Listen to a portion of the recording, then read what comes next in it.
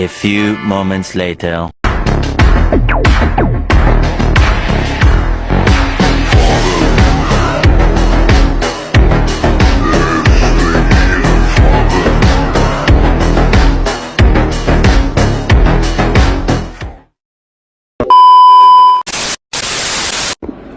Di sini saya akan menjelaskan konsep dasar transparansi dan akuntabilitas. Transparansi adalah keterbukaan dalam menyampaikan informasi, dan untuk akuntabilitas adalah tanggung jawab, kewajiban untuk mempertanggungjawabkan setiap tindakan, keputusan, dan hasil kerja. Yang selanjutnya ada konsep responsibilitas dan independensi.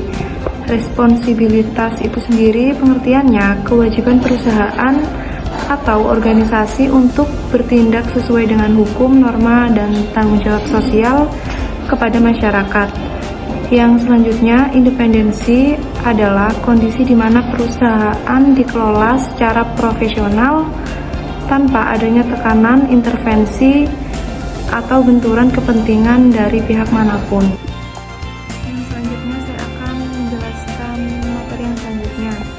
Yaitu faktor tanggung jawab kepada publik. Tanggung jawab kepada publik merupakan salah satu aspek penting dalam penyelenggaraan organisasi, baik itu di sektor swasta atau di sektor pemerintah. Nah, tanggung jawab ini mencerminkan kewajiban moral dan hukum suatu lembaga untuk bertindak tidak hanya demi kepentingan internal, tetapi juga untuk kesejahteraan masyarakat luas. Salah satu karakteristik utama sektor publik adalah orientasi pada kepentingan publik. Organisasi publik termasuk badan usaha milik daerah atau BUMD. Tidak hanya dituntut untuk menghasilkan keuntungan, tetapi juga memastikan pelayanan publik tetap berjalan secara adil, merata, dan terjangkau. Selain itu, sektor publik memiliki tingkat akuntabilitas yang tinggi. Setiap kebijakan dan keputusan yang diambil harus tepat dan dipertanggungjawabkan kepada masyarakat sebagai pemilik kedaulatan.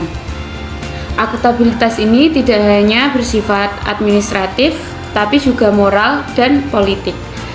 Selanjutnya itu karakteristik transparansi dalam sektor publik. Hal ini menuntut keterbukaan informasi sebagai bentuk pertanggungjawaban kepada publik. Dalam sistem hibrida, transparansi ini sering dipadukan dengan praktik manajerial modern seperti pelaporan berbasis kinerja. Sektor publik juga dikenal dengan regulasi yang ketat dan birokrasi yang sangat kompleks. Hal ini bertujuan untuk memastikan bahwa setiap tindakan organisasi berjalan sesuai dengan aturan yang sudah berlaku. Selanjutnya poin yang A5, yaitu implikasi pencegahan korupsi. Pengertiannya, pencegahan korupsi adalah serangkaian upaya sistematis untuk mengurangi peluang terjadinya tindakan korupsi melalui regulasi, transparansi, akuntabilitas, dan pengawasan. Implikasinya, yang pertama yaitu peningkatan kepercayaan publik. Ketika korupsi ditekan, masyarakat akan lebih percaya terhadap pemerintah dan institusi publik. Kepercayaan ini penting untuk stabilitas sosial dan legitimasi kebijakan. Implikasi yang kedua yaitu efektivitas kebijakan publik. Tanpa adanya kebocoran anggaran, dana publik dapat digunakan sesuai perencanaan. Hal ini membuat program pemerintah berjalan lebih optimal dan tepat sasaran. Implikasi yang ketiga yaitu mendorong iklim investasi yang lebih sehat. Investor cenderung memilih negara atau daerah yang memiliki tingkat korupsi rendah karena dapat memberikan kepastian hukum dan meminimalkan risiko biaya ilegal. Implikasi yang keempat yaitu penguatan tata kelola pemerintahan atau good governance. Pencegahan korupsi dapat mendorong transparansi, akuntabilitas, dan partisipasi publik dalam pemerintahan. Dan implikasi yang terakhir yaitu penghematan anggaran negara. Korupsi itu dapat menyebabkan pemborosan. Jadi, pencegahannya berarti pemerintah dapat menghemat pengeluaran jumlah anggaran negara, seperti contoh melakukan transparansi anggaran, mengadakan audit internal dan eksternal per bulan. Selanjutnya yaitu implikasi peningkatan efisiensi. Efisiensi sendiri itu adalah kemampuan untuk menghasilkan output maksimal dengan menggunakan sumber daya yaitu waktu, biaya, dan tenaga semaksimal mungkin tanpa mengurangi kualitas output. Pendekatan efisiensi berdampak pada penghematan biaya operasional baik di sektor publik maupun di sektor swasta. Implikasinya yang pertama yaitu melakukan penghematan biaya operasional. Efisiensi memungkinkan organisasi mengurangi pemborosan sehingga biaya dapat ditekan tanpa mengurangi kualitas pelayanan untuk publik. Implikasi yang kedua yaitu peningkatan produktivitas. Setiap sumber daya yang dimanfaatkan secara maksimal sehingga menghasilkan output yang lebih besar. Dan implikasi yang ketiga yaitu percepatan pelayanan publik. Dalam sektor publik, efisiensi berdampak pada pelayanan yang lebih cepat, sederhana, dan responsif. Implikasi yang terakhir yaitu daya saing organisasi dapat meningkat. Organisasi yang efisien lebih mampu bersaing karena memiliki biaya yang lebih rendah dan kinerja yang lebih baik. Organisasi di sektor publik maupun swasta dapat menjadi kompetitif karena merasa mampu bekerja lebih efektif dibanding kompetitor. Untuk materi selanjutnya, kontribusi pencatatan berita acara. Pencatatan berita acara ini merupakan bagian integral dalam proses penerapan prinsip Good Corporate Governance, di mana pencatatan berita acara ini khususnya dalam konteks sektor publik. Berita acara ini tidak hanya berfungsi sebagai dokumen administratif, tetapi juga sebagai instrumen penting yang mendukung terwujudnya transparansi, akuntabilitas dalam proses pengambilan keputusan. Dalam rangka tata kelola dalam sektor publik ini, setiap keputusan yang diambil oleh manajemen atau pemangku kepentingan itu harus dapat dipertanggungjawabkan kepada publik sebagai pemilik kepentingan utama. Yang dimana oleh karena itu pencatatan berita acara menjadi mekanisme penting dalam memastikan bahwa seluruh proses deliberasi, pertimbangan, dan keputusan strategis terdokumentasi secara sistematis dan dapat diakses untuk keperluan evaluasi maupun audit. Lebih lanjutnya, keberadaan berita acara ini juga berperan aktif dalam memperkuat public accountability. Dokumentasi yang jelas dan terstruktur memungkinkan adanya pengawasan internal maupun eksternal. Jadi lembaga pengawas, auditor maupun masyarakat. Dalam hal ini sejalan dengan prinsip good governance yang menekankan pentingnya keterbukaan informasi dan pengendalian terhadap potensi penyalahgunaan wewenang. Dalam perspektif hukum dan lembaga, berita acara ini juga memiliki fungsi sebagai bukti formal yang sah dalam proses administrasi maupun penyelesaian sengketa. Dengan demikian, pencatatan berita acara ini tidak hanya mendukung efisiensi administrasi, namun juga menjadi pilar penting dalam membangun tata kelola organisasi sektor publik yang kredibel, transparan, dan akuntabel. Yang menjadi landasan hukum utama Good Corporate Governance diantaranya yang pertama adalah Undang-Undang Nomor 40 Tahun 2007 tentang perseroan terbatas yang mengatur komisaris, dewan direksi, dan juga RUPS. Yang kedua ada Undang-Undang Nomor 8 Tahun 1995 tentang pasar modal yang mengatur tentang keterbukaan informasi perusahaan publik. Yang ketiga ada Undang-Undang Nomor 19 Tahun 2003 tentang BUMN, di mana mewajibkan BUMN melakukan tata kelola yang baik.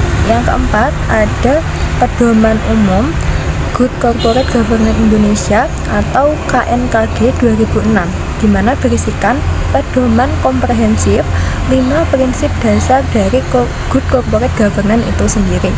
Untuk landasan hukum yang telah disebutkan tadi itu memiliki beberapa kontribusi, diantaranya yang pertama sebagai penegakan prinsip dari good corporate governance. Yang kedua, sebagai pengikat kepatuhan dan juga sanksi. Yang ketiga, tentunya memberikan kepastian hukum yang jelas dan juga kepercayaan bagi investor. Untuk yang keempat, dari kontribusinya yaitu sebagai standarisasi praktik tata kelola. Materi selanjutnya yaitu konvergensi nilai publik dan orientasi pasar. Nilai publik merujuk pada prinsip-prinsip seperti keadilan, pemerataan akses, akuntabilitas, dan pelayanan kepada masyarakat. Sementara itu, orientasi pasar menekankan pentingnya efisiensi, daya saing, inovasi, dan keberlanjutan finansial. Dalam konteks organisasi hibrida, kedua nilai ini tidak lagi diposisikan secara dikotomis, melainkan dikombinasikan untuk mencapai hasil yang optimal. Konvergensi ini tercermin dalam strategi pelayanan yang tetap berorientasi pada masyarakat, namun dikelola dengan pendekatan bisnis. Misalnya BUMD, penyedia air, tetap menjaga akses air bagi seluruh lapisan masyarakat, tapi juga menerapkan manajemen biaya, tarif yang rasional, dan inovasi pelayanan untuk menjaga keberlangsungan usaha. Demikian, pelayanan tidak bersifat subsidi penuh, tetapi tetap mempertimbangkan aspek keberlanjutan finansial. Materi selanjutnya yaitu konsep karakter hibrida BUMD. Karakter hibrida BUMD terlihat dari dua fungsi utama yang dijalankannya. Di satu sisi, BUMD dituntut untuk menghasilkan keuntungan sebagai sumber pendapatan asli daerah atau PAD, sehingga harus menerapkan prinsip efisiensi, efektivitas, dan profesionalisme sebagaimana korporasi pada umumnya. Di sisi lain, BUMD juga memiliki kewajiban untuk menyediakan layanan publik seperti air bersih, transportasi, atau energi yang terkadang tidak selalu menguntungkan secara finansial tetapi sangat dibutuhkan oleh masyarakat. Selain itu, karakter hibrida BUMD juga tercermin dalam struktur tata kelola dan pengambilan keputusan. BUMD tunduk pada regulasi pemerintah, daerah, serta pengawasan publik. Namun dalam operasionalnya tetap diberikan fleksibilitas manajerial agar mampu bersaing di pasar. Faktor lain yang memperkuat karakter hibrida BUMD adalah kompleksitas stakeholder. BUMD tidak hanya bertanggung jawab kepada pemilik modal, yaitu pemerintah daerah, tetapi juga kepada masyarakat sebagai pengguna layanan tersebut. Materi yang selanjutnya adalah konsep keuntungan dan layanan publik. Konsep keuntungan dalam sektor publik, keuntungan di sektor publik tidak selalu berarti profit, uang, tapi keuntungan tersebut bisa berupa efisiensi anggaran, kepuasan masyarakat, dan peningkatan kualitas pelayanan. Yang selanjutnya, konsep dasar layanan publik. Dalam konvergensi ini, layanan publik mengalami transformasi dari yang awalnya birokratis menjadi lebih responsif dan fleksibel, dari yang awalnya lambat menjadi cepat dan efisien, dari berorientasi aturan menjadi berorientasi hasil. Faktor kebijakan pemerintah daerah. Salah satu faktor utama dari kebijakan pemerintah daerah yaitu adanya arah dan prioritas kebijakan daerah. Pemerintah daerah menetapkan visi, misi, setara program strategis yang menjadi pedoman bagi seluruh organisasi publik. Arah kebijakan ini sangat menentukan apakah suatu instansi atau BUMD lebih berorientasi pada pelayanan publik, peningkatan pendapatan daerah, atau kombinasi keduanya. Faktor berikutnya yaitu regulasi dan kerangka hukum daerah. Peraturan daerah, peraturan kepala daerah, serta kebijakan teknis lainnya menjadi dasar operasional dalam menjalankan program dan kegiatan. Regulasi yang jelas dan konsisten akan mendukung tata kelola yang efektif, sedangkan regulasi yang tumpang tindih justru dapat menghambat kinerja organisasi.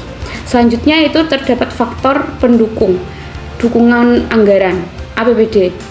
Kebijakan penganggaran mencerminkan prioritas pemerintah daerah dalam membiayai program-program publik. Alokasi anggaran yang menandai akan meningkatkan kualitas layanan dan kinerja organisasi, sementara keterbatasan anggaran dapat menjadi kendala dalam mencapai target yang telah ditetapkan. Faktor lainnya yaitu kepemimpinan kepada daerah. Gaya kepemimpinan, komitmen terhadap reformasi birokrasi, serta kemampuan dalam mengambil keputusan sangat mempengaruhi implementasi kebijakan. Kepemimpinan yang visioner dan responsif cenderung mampu mendorong inovasi dan meningkatkan akuntabilitas publik. Selain itu, partisipasi masyarakat dalam proses kebijakan juga menjadi faktor penting. Kebijakan yang melibatkan masyarakat, misalnya melalui musyawarah, perencanaan pembangunan atau musrenbang, akan lebih sesuai dengan kebutuhan real di lapangan. Hal ini juga meningkatkan legitimasi dan kepercayaan publik terhadap pemerintah daerah. Yang menjadi faktor kapasitas cross subsidi, yang pertama ada kelayakan finansial layanan sumber subsidi. Artinya seberapa besar pendapatan atau surplus yang didapat oleh unit atau layanan yang berorientasi pasar. Yang kedua, kebutuhan dan juga biaya layanan yang disubsidi. Seberapa besar cakupan dan juga manfaat yang didapat dari layanan yang telah disubsidi. Yang ketiga, dinamika dan juga persaingan pasar. Persaingan pasar yang ketat dapat mengurangi potensi surplus atau pendapatan. Yang keempat, ada kerangka dan juga regulasi kebijakan. Implikasi strategi penetapan tarif. Yang pertama, penetapan harga berbasis nilai atau value based pricing. Yang kedua, pendekatan two-part tarif atau tarif dua bagian. Yang ketiga, marginal cost pricing. Yang keempat, penyederhanaan tarif dan juga transparansi. Selanjutnya adalah implikasi investasi infrastruktur. Investasi infrastruktur memiliki implikasi signifikan terhadap konvergensi nilai publik dan juga orientasi pasar yang secara bersama-sama dapat mendorong pertumbuhan ekonomi dan juga kesejahteraan masyarakat. Konvergensi antara nilai publik dan orientasi pasar memiliki investasi infrastruktur yang dapat dicapai melalui perencanaan yang matang dan juga kolaborasi antar pemangku kepentingan. Namun terdapat tantangan seperti kegagalan perencanaan dan juga lemahnya keterlibatan publik dalam proyek yang strategis. Untuk selanjutnya yaitu kontribusi program subsidi pemasangan baru. Nah, program ini merupakan salah satu bentuk kebijakan yang bertujuan untuk memperluas akses layanan air bersih kepada masyarakat, khususnya bagi kelompok masyarakat yang berpenghasilan rendah. Nah, pada umumnya, biaya pemasangan sambungan air ini kan cukup tinggi, sehingga semua masyarakat itu tidak semua masyarakat itu bisa menjangkau pemasangan air bersih ini. Nah, oleh karena itu adanya subsidi ini menjadi solusi agar layanan dasar seperti air bersih itu dapat dinikmati secara lebih merata. Kontribusi dari program ini sangat penting dalam konteks pelayanan publik, karena yang pertama dapat membantu masyarakat yang sebelumnya belum memiliki akses air bersih untuk mendapatkan layanan tersebut dengan biaya yang lebih terjangkau. Yang kedua, untuk mengurangi kesenjangan sosial, terutama antara masyarakat yang mampu dan yang kurang mampu dalam hal akses layanan yang dasar ini. Yang ketiga, yaitu meningkatkan kualitas hidup dan kesehatan masyarakat, karena kesediaan air bersih ini sangat berkaitan dengan sanitasi dan kebersihan lingkungan. Selanjutnya yaitu kontribusi dropping air tangki darurat. Kontribusi dropping air tangki darurat merupakan salah satu bentuk nyata implementasi tata kelola dalam sistem hibrida, di mana berbagai aktor berkolaborasi untuk mengatasi krisis air bersih akibat kekeringan atau bencana. Dalam konteks ini, pemerintah berperan sebagai pengatur dan koordinator utama yang menentukan kebijakan yang setara wilayah, prioritas distribusi, sementara pihak perusahaan turut memberikan dukungan melalui penyediaan armada tangki, pasokan air bersih, maupun pendanaan sebagai bagian dari tanggung jawab sosial perusahaan atau corporate social responsibility. Di sisi lain, masyarakat dan relawan berkontribusi dalam membantu proses penyaluran air setara memastikan distribusi berjalan dengan baik. Melalui kolaborasi tersebut, dropping air tangki darurat mampu meningkatkan efektivitas pelayanan publik karena respon yang diberikan menjadi lebih cepat dan menjangkau lebih banyak wilayah Terdampak selain itu, keterlibatan berbagai pihak ketiga memperkuat transparansi dan akuntabilitas sehingga dapat meningkatkan kepercayaan masyarakat terhadap penanganan krisis yang dilakukan. Selanjutnya yaitu kerangka hibrida dalam public corporate governance, menggambarkan prinsip sektor publik dan privat dalam satu sistem tata kelola. Pendekatan ini menekankan keseimbangan antara akuntabilitas dan transparansi kepada masyarakat dengan efisiensi serta kinerja organisasi seperti dalam dunia bisnis. Dalam kajian corporate governance, konsep ini muncul karena organisasi publik seperti BUMN tidak hanya berfungsi melayani publik tetapi juga dituntut profesional dan produktif.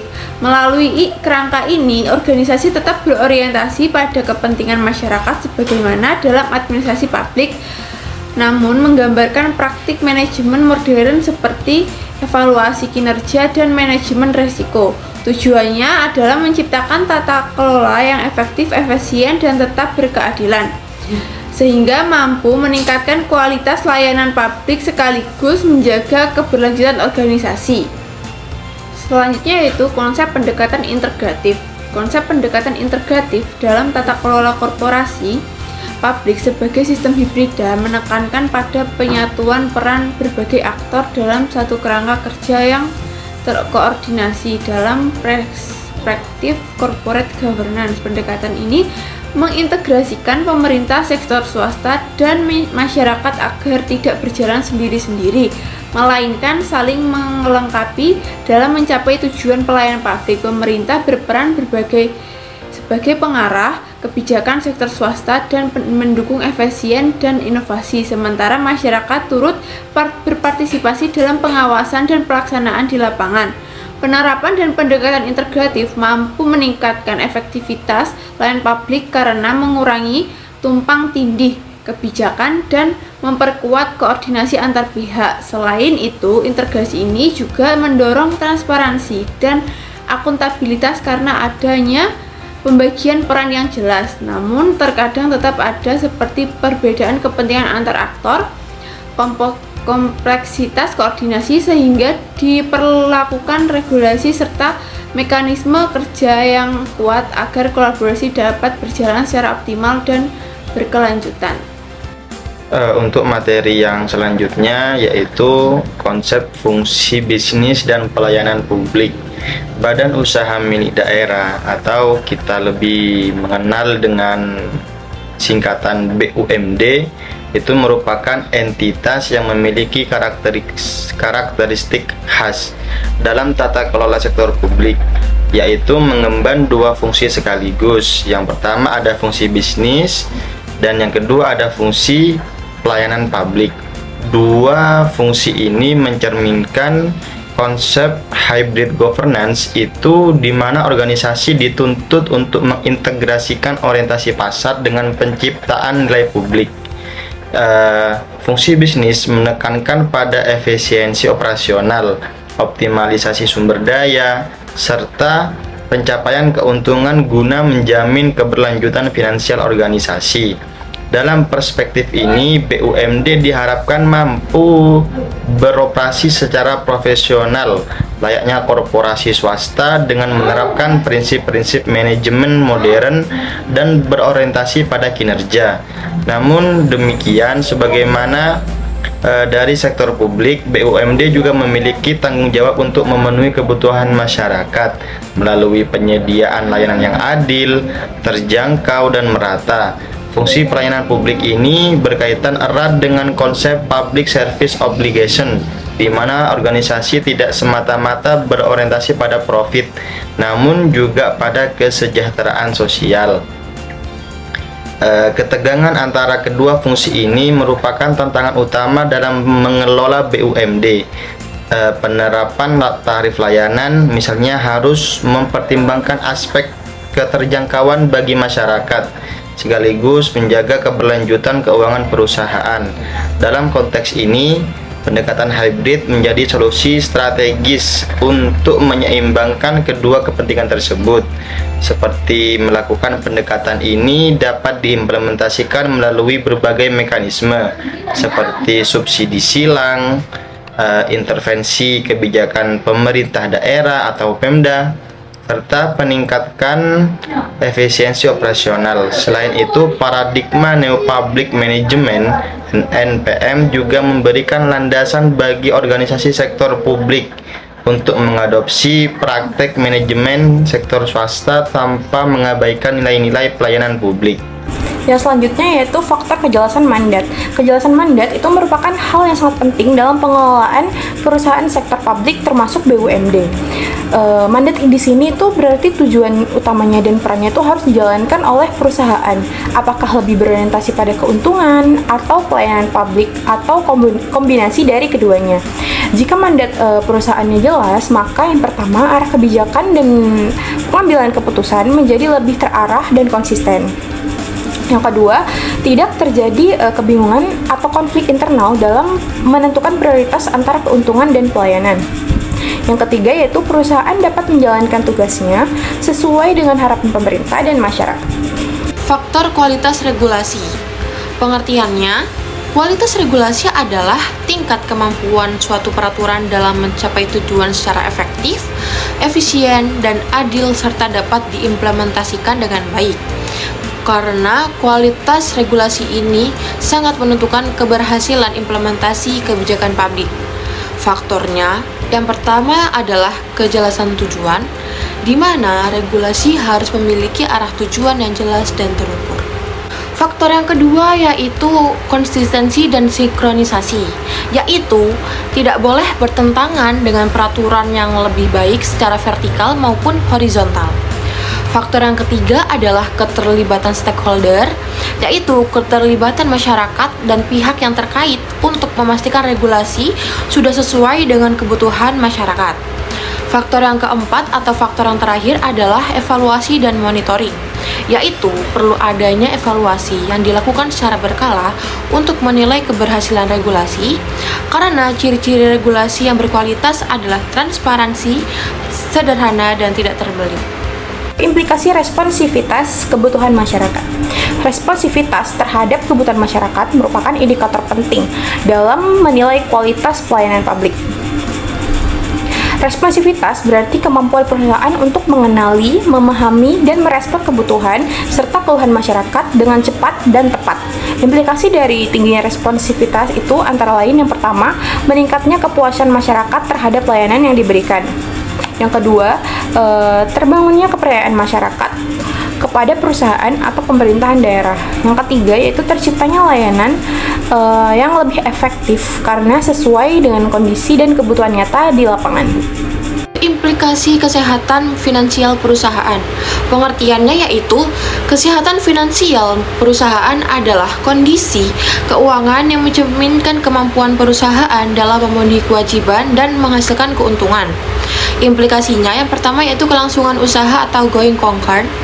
Perusahaan yang sehat secara finansial mampu bertahan dalam jangka panjang dan mampu memenuhi kewajiban keuangannya atau hutang secara jatuh tempo. Ini berarti perusahaan itu diproyeksikan tetap berjalan dan beroperasi di masa depan. Dan implikasi yang kedua yaitu kepercayaan investor dan kreditur. Perusahaan yang laporan keuangan sehat secara finansial akan lebih dipercaya oleh investor dan kreditur sehingga mudah mendapatkan pendanaan. Implikasi yang selanjutnya yaitu kemampuan ekspansi bisnis. Artinya, perusahaan tersebut tengah menjalankan strategi untuk memperbesar skala operasional, jangkauan pasar, atau kapasitas produksi guna untuk meningkatkan keuntungan atau profitabilitas, pangsa pasar, dan daya saing. Ini adalah upaya aktif perusahaan untuk menumbuhkan bisnis dari skala saat ini menuju ke tingkat yang lebih tinggi. Implikasi yang selanjutnya yaitu stabilitas operasional. Operasional perusahaan juga berjalan dengan lancar dan tidak terganggu oleh masalah likuiditas atau hutang perusahaan. Dan implikasi yang terakhir yaitu kesejahteraan karyawan, yaitu perusahaan mampu memberikan gaji, bonus, dan fasilitas secara konsisten kepada karyawan. Indikator kesehatan finansial juga dapat dilihat dari likuiditas atau kemampuan perusahaan membayar kewajiban dalam jangka pendek, kemampuan menghasilkan laba, Solvabilitas yaitu kemampuan membayar hutang jangka panjang, dan arus kas atau cash flow yaitu aliran keluar masuknya uang perusahaan. Dan resiko perusahaan jika tidak sehat yaitu dapat dilihat dari perusahaan akan mengalami kebangkrutan, penurunan kepercayaan investor, penurunan nilai perusahaan, dan melakukan PHK karyawan perusahaan. Kontribusi penggantian meter air gratis. Kontribusi penggantian meter air gratis merupakan salah satu bentuk implementasi tata kelola korporasi publik dalam hibrida, di mana pemerintah, perusahaan, penyedia layanan air, dan masyarakat berkolaborasi untuk meningkatkan kualitas pelayanan dalam perspektif corporate governance. Program ini mencerminkan sinergi antara fungsi regulasi pemerintah dan peran operasional sektor swasta atau BUMD dalam menyediakan layanan air bersih yang lebih akurat dan adil. Penggantian meter air dilakukan untuk memastikan pencatatan konsumsi air yang lebih tepat, mengurangi kebocoran administrasi, serta meningkatkan transparansi dalam pengalihan kepada pelanggan. Melalui program ini, masyarakat mendapatkan manfaat langsung berupa peningkatan akurasi tagihan dan kualitas layanan tanpa harus menanggung biaya tambahan. Di sisi lain, perusahaan memperoleh keuntungan berupa peningkatan efisien operasional dan pengurangan kehilangan air atau non-review water. Sementara pemerintah dapat meningkatkan kepercayaan publik terhadap pelayanan air bersih. Materi yang terakhir yaitu kontribusi edukasi hemat air. Salah satu kontribusi utama edukasi hemat air adalah meningkatkan kesadaran dan perilaku masyarakat. Biasanya bisa melalui sosialisasi, kampanye, dan program pendidikan. Dalam hal ini, masyarakat didorong untuk menggunakan air secara bijak, seperti mengurangi pemborosan, memperbaiki kebocoran, dan memanfaatkan air sesuai dengan kebutuhan. Perubahan perilaku ini sangat penting karena konsumsi air yang tidak terkendali dapat memperberat beban penyedia layanan dan mengancam ketersediaan air di masa depan. Selain itu, edukasi hemat air juga berkontribusi dalam meningkatkan efisiensi operasional BUMD dengan berkurangnya tingkat pemborosan air oleh pelanggan. Tekanan terhadap sistem distribusi menjadi lebih terkendali. Hal ini dapat membantu menekankan biaya produksi dan distribusi serta mengurangi resiko kekurangan pasokan, terutama pada musim kemarau atau saat terjadi krisis air. Kontribusi lainnya adalah dalam membangun hubungan yang lebih baik antara BUMD dan masyarakat. Edukasi yang dilakukan secara partisipatif dapat meningkatkan kepercayaan publik terhadap penyedia layanan. Masyarakat tidak hanya menjadi pengguna, tapi juga mitra dalam menjaga keberlanjutan layanan air. Hal ini sejalan dengan prinsip tata kelola korporasi publik yang menekankan transparansi, akuntabilitas, dan keterlibatan stakeholder. Edukasi hemat air juga berperan dalam mendukung kebijakan pemerintah daerah terkait pengelolaan sumber daya air yang berkelanjutan. Program edukasi dapat menjadi instrumen implementasi kebijakan, misalnya melalui integrasi dengan kurikulum pendidikan, kampanye lingkungan, atau program berbasis komunitas. Dengan demikian, edukasi tidak hanya bersifat informatif, tetapi juga strategis dalam mencapai tujuan pembangunan daerah. Baik, untuk materi selanjutnya yakni infografis. Dalam kajian kelompok kami, infografis ini memiliki fungsi sebagai media visual untuk menggambarkan keterkaitan antara prinsip good corporate governance serta karakteristik hybrid governance dan implikasinya terhadap kinerja organisasi sektor publik. Penyajian visual ini bertujuan untuk menyederhanakan kompleksitas konsep sehingga lebih mudah dipahami secara komprehensif. Secara konseptual, infografis ini dapat dimulai dengan menampilkan prinsip-prinsip utama, yaitu transparansi, akuntabilitas, responsibilitas, dan independensi. Prinsip-prinsip ini adalah prinsip penting dalam good corporate governance yang menjadi pondasi dalam mengelola organisasi baik dalam konteks sektor privat maupun publik.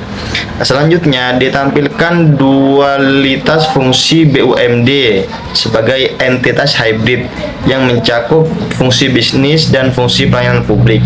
Kedua fungsi ini dihubungkan dengan faktor-faktor pendukung seperti kejelasan mandat kelembagaan, kualitas regulasi, serta kapasitas fiskal pemerintah daerah dalam memberikan subsidi.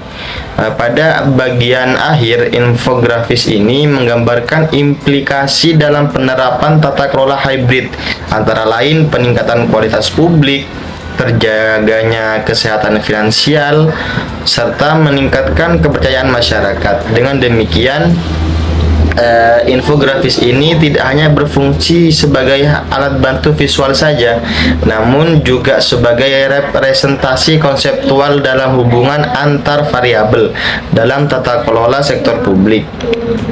Baik, untuk sesi selanjutnya kita ada di kesimpulan, di mana secara keseluruhan tata kelola korporasi publik, yakni corporate governance dalam organisasi sektor publik ini, khususnya BUMD, badan usaha milik daerah, menunjukkan karakter hibrida yang menggabungkan dua orientasi utama, yaitu fungsi bisnis, profit, dan pelayanan publik, service. Hal ini menuntut organisasi untuk mampu menyeimbangkan efisiensi dan keberlanjutan finansial dengan tanggung jawab sosial kepada masyarakat. Penerapan prinsip good corporate governance ini seperti transparansi, akuntabilitas, responsibilitas, dan independensi menjadi pondasi utama dalam menciptakan tata kelola yang sehat, efektif, dan terpercaya.